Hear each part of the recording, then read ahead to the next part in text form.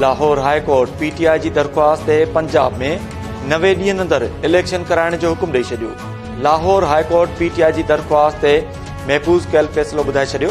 Justice Jawad Hasan IG जी सरबराही में क़ाइम bench जी PTI जी दरख्वास्त ते फ़ैसिलो महफ़ूज़ कयो हो, जेको जारी कंदे इलेक्शन कमीशन खे पंजाब में 90 ॾींहनि अंदरि इलेक्शन कराइण जो हुकुम ॾिनो। वफ़ाक़ी हुकूमत पारां बिजली इस्तेमाल कंदड़ वॾनि वापेदारनि खां 76 अरब रुपया उगाइण ऐं बुखार वारनि दवाउनि समेत 18 दवाउनि जे अघनि में वाध जो फ़ैसिलो इक़्तिसादी राब्ता कमेटी मंज़ूरी ॾेई छॾी।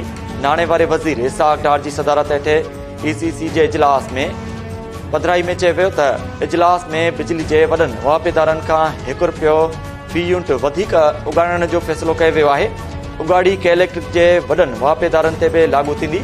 ॿोॾि मुतासिरनि खे बिजली जे बिलनि में रिलीफ ॾियण लाइ 10 अरब 34 करोड़ रुपया जारी करण जी मंज़ूरी ॾिनी वई। इजलास में बचाव वारी वज़ारत लाइ 45 करोड़ रुपयनि जे ग्रांट जी बि मंज़ूरी ॾिनी वई। बुखार जी दवाउनि खां सवाइ 20 दवाउनि जा अघ घटाइण जी बि मंज़ूरी।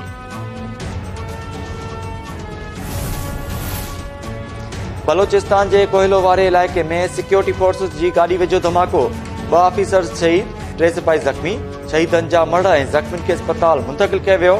ISPR मूजिबि कोहिलो में ॻुझे इतलाह ते ऑपरेशन दौरान फोर्सिस जी गाॾी जे भरिसां IED धमाके में पाक फ़ौज जो मेजर जवाद ऐं कैप्टन सगीर शहादत बाणी।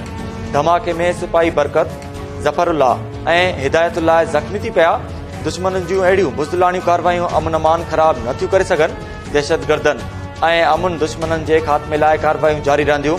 वज़ीर आज़म शहबाज शरीफ़, अॻूणे सदर आसिफ अली ज़रदारी, मौलाना फज़ल रहमान, बिलावल भुट्टो ज़रदारी, वॾे वज़ीर मुरादिल शाह ऐं सूबाई वज़ीर शर्जील इनाम मेमन पारां पाक फ़ौज जे 2 ऑफिसरनि जे शहादत ऐं 3 जवाननि जे ज़ख़्मी थियण ते रुख जो इज़हार। शहीदनि जे वारसनि सां ताज़ियत ऐं ज़ख़्मियुनि जी सिहतयाबी लाइ दुआ। कोशिश करेंगे इंशाल्लाह कि पाकिस्तान दूसरी दफा अपनी तारीख में IMF का प्रोग्राम मुकम्मल करे।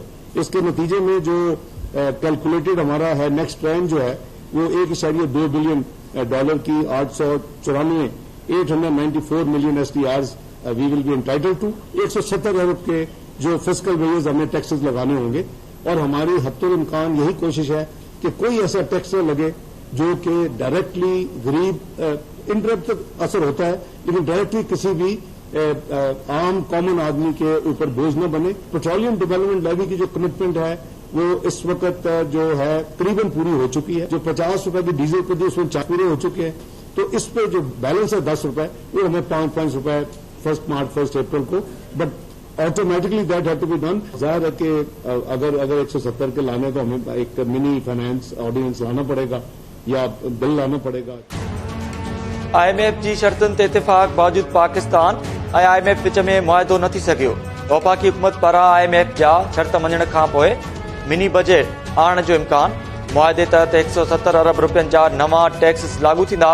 इस्लामाबाद में प्रेस कॉन्फ्रेंस कंदे इसहाक़ डार चयो त इत्तेहादी हुकूमत इमरान ख़ान जी हुकूमत पारां कयल मुआहिदे ते अमल करे रही आहे। असांजी कोशिश हूंदी त ॿियो भेरो IMF जो प्रोग्राम मुकमिल कयूं। IMF जे पैकेज सां 170 अरब रुपयनि जा नवां टैक्स लागू थींदा। कोशिश हूंदी त अहिड़ो टैक्स न लॻायो वञे जंहिं सां अवाम ते सिधी रीति भार पवे। IMF जो प्रोग्राम मुकमिल थियण सां $1.2 अरब मिलंदा। गैस जे शोबे में गर्दिशी कर्ज़ ख़त्म करणा पवंदा। पेट्रोल ते वधीक लेवी टैक्स लागू न कंदासीं। डीज़ल ते रहियल 10% लेवी लॻाई वेंदी।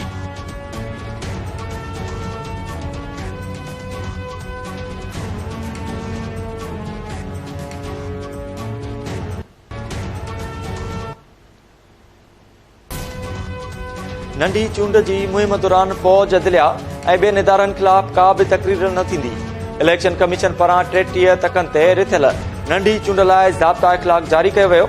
इलेक्शन कमीशन मूजिबि नंढी चूंड जी मुहिम दौरान पाकिस्तान जे नज़रे जे उबतड़ का बि तकरीर न कई वेंदी। मुल्की आज़ादी ऐं सालमियत ख़िलाफ़ ॻाल्हाइण जी इजाज़त न हूंदी। चूंड अमल खे बहितर अंदाज़ में अॻिते वधाइण लाइ सियासी पार्टियूं, अॻुवाणनि, कारकुननि ऐं पोलिंग एजेंट्स खे समझाए छॾनि त ज़ाब्ता इख़लाक़ जे ख़िलाफ़ वर्जी कंदड़नि ख़िलाफ़ कार्रवाई थींदी।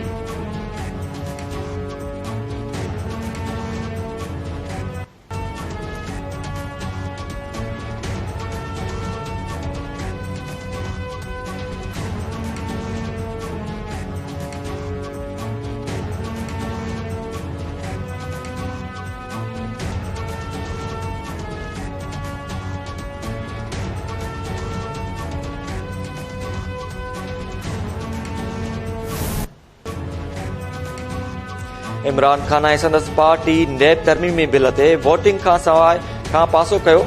छा वोटिंग में हिस्सो न वठंदड़ पार्टी अदालत में दावा दाख़िल करे सघे थी? छा को मेंबर ऐवान खे ख़ाली छॾे सघे थो?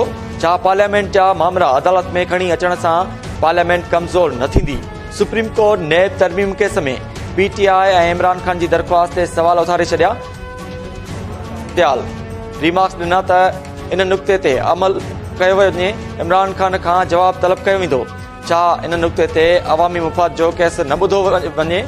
दरख़्वास्त गुज़ार जो कंडक्ट ठीक न हो। पार्लियामेंट जो बाइकाट पीटीआई जी सियासी हिकमत मली हुई। जस्टिस मंसूर अली शाह रिमार्क्स ॾिना त इस्तीफ़ा मंज़ूर न थियण जो मतिलब रुकनियत बरक़रार आहे।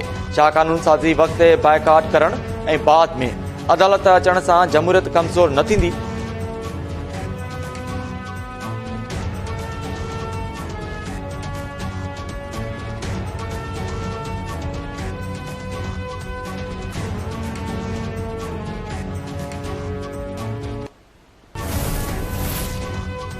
सेनेट इजलास में चीफ जस्टिस उमर अता बंदयाल जी ईमानदार वज़ीर आज़म वारे रिमार्क्स जी गूंज। नून लीग सेनेटर इरफान सिद्दीकी चयो त चीफ जस्टिस रुगो हिक वज़ीर आज़म खे ईमानदार करार ॾिनो। छा लियाकत अली खान खां इमरान खान ताईं समूरा वज़ीर आज़म बेईमान आहिनि? पार्लियामेंट सोचे समझे कानून ठाहींदी आहे। हर वक़्तु पार्लियामेंट ते तनक़ीद कई वञे थी। पाकिस्तान तहरीक इंसाफ जे senator Shahzad Waseem chief justice जे रिमार्क्स जी हिमायत कंदे चयो त पार्लियामेंट वाकई नामुकमिल आहे, छाकाणि त हिक वॾी पार्टी खे ॿाहिरि कढियो वियो। चीफ जस्टिस जेकॾहिं इशारो थो करे त उनखे तमीरी तनक़ीद सम्झो वञे।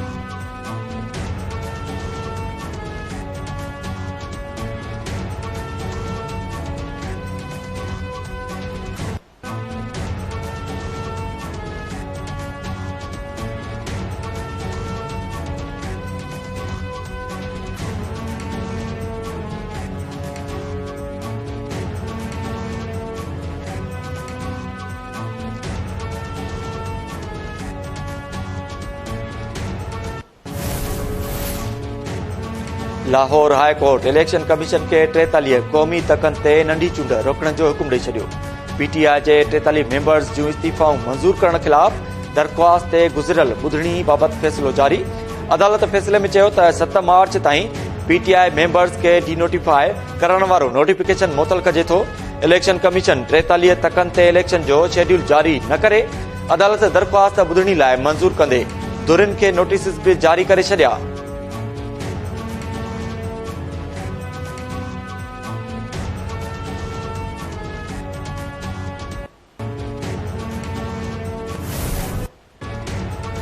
इलेक्शन कमीशन आलो एहतजाज ऐं सरकारी कम में मुदाख़लत वारे केस में पीटीआई चेयरमैन इमरान खान जे तिबी बुनियाद ते हाज़ुरी खां मुस्तक़िल चूट वारी दरख़्वास्त रद्द। इस्लामाबाद जी दहशतगर्दी टोड़ अदालत इमरान खान खे 15 फेबरवरी ते पेश थियण जो हुकुम ॾेई छॾियो। अदालत चयो त इमरान खान खे वीडियो में घुमंदे फिरंदे ॾिसी सघिजे थो। इमरान खान अदालत में पेश थिए या न, ज़मानत केस में फ़ैसिलो ॿुधायो वेंदो।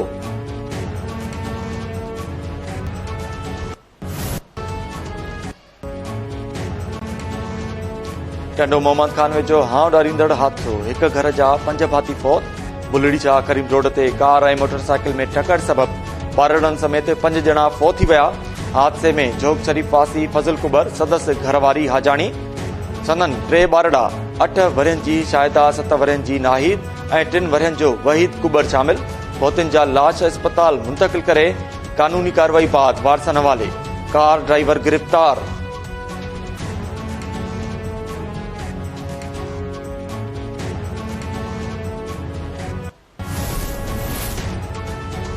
सिंध में प्राइवेट कर्ज़नि ते व्याज ख़त्म करण जो बिल सिंध असेंबली में पेश।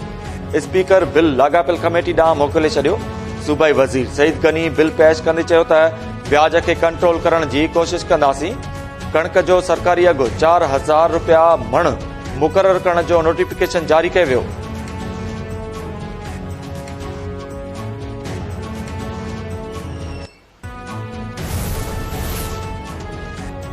पाकिस्तान जी पैदावारी सलाहियत वधाइण, मज़बूत मईशत ऐं तरक़ी लाइ वसीलनि जी मनसपाणी विर्छ ज़रूरी आहे।